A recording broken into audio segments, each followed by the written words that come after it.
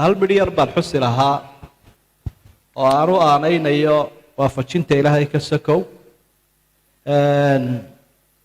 oonan dadka u sheegin inta badan laakiin si looga faa'iidaysto ayaan caawa u sheegayaa markaasi waxa weeyaan alwaalid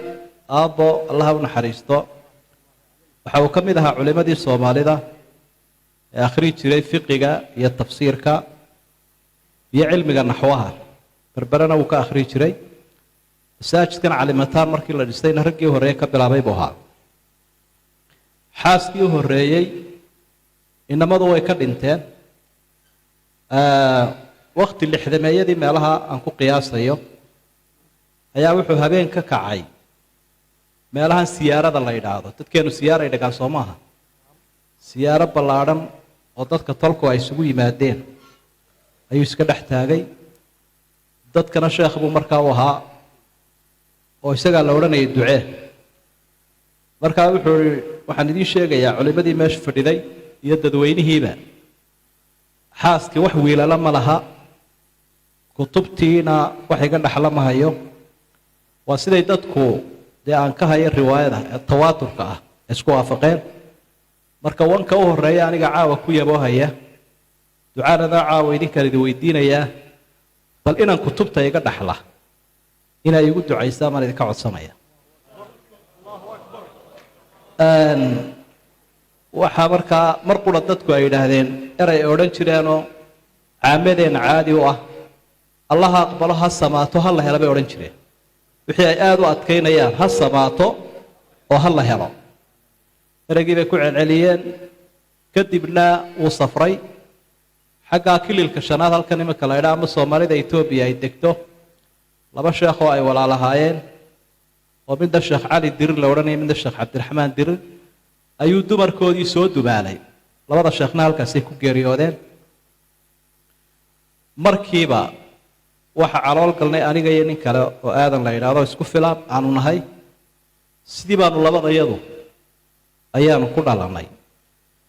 intaa waxaa sii raaca oo saamaynta u weynaayahay markii dambena wuxuu bilaabay dhowr iyo 10 inuu waxna abti u yahay waxna dhalay waxna adeer u yahay inuu u bilaabo qur-aanka una dhammeeyo aniguna kuwaasaan ka mid ahaa kutubta yaryarna u dhammeeyo laakiin ugu dambayntii aniga xokayn u ahaa ku soo hadhay raggii way kala shaqo tegeen wax dabadda tegey wax meelaha kala galay aniga xokayn u noqday markaa adeegaan u ahaa waxyaabo badan oo ragga kale uu ka maago ayaan qaban jiray anigu oo uu ka mid yahay mararka qaarkood in raashinka u kariyo aayada oo joogta wuxuu aad iyo aad u jeclaa inaan diinta barto isagaana ii dhigi jiray qur-aanka ka sako kutubta hoose iyo kutubta dhexeba ilaa 4-5 fan isagaa ii dhigay dardaarankii u dambeeyey wuxuu ahaa markuu sii dhimanayay kitaab hebel iyo kitaab hebel iyo kitaab hebel oo aan kuu dhigay oo uu ka mid ahaa camriidiga kafraawiga cumdatu saaliga kutubtaasoo akhri ilaahay ha kuu sakhiree diintana ku dadaal dardaarankaasaa ugu dambeeyey saasaanu adduunyada kaga tegay marka marka halkaa aan kala soo baxay waxa weeye intii ka dambaysay markuu geeriyooday waxaa aada iigu sahlanaa inaan wax akhristo mararka qaarkoodna dadaal da-da yare dhallinyarada kale aan qaarkoodba hadda joogaan aanay bixin jirin baa ilaahay ii fududayn jiray oo awooddayda ka baxsan mararka qaarkood ma garanayo kitaab aan akhristay oo aan ku soo celiyey isamaani maayo laakiin dhallinyaradun baan uga jeedaa inay inagu daydaan juhdiga iyo dadaalkaasi waxaan isleeyahay ducadaasaa door weyn ku lahayd marka sheekadan waxaan ku keenay dhallinyaroy ducada waalidku waa wax aan la sahashan karin qiimo aada iyo aada u weyn leh arrin kasta oo kugu adkaada markaad waalidka ku adeecdo laba arrimood buu ilaahay kuu sahlayaa wixii aad doonaysana inaad hesho dadkaagana ilaahay uu kuu sahlo kuwaad adigu dhasho soomaaliduna waxay odhan jireen 3 arrimood midna kaama hadho kuftin jilib kalaam waalid iyo kaba subag haddaad subag cabto dacar baa kugu kiciyo kaa hadhi mayso haddaad jilibkaa u kuftana wuu kugu soo kacdoomi doonaa kalaamka waalidkuna duca iyo habaar mid kastuu yahay wuu ku daba socdaa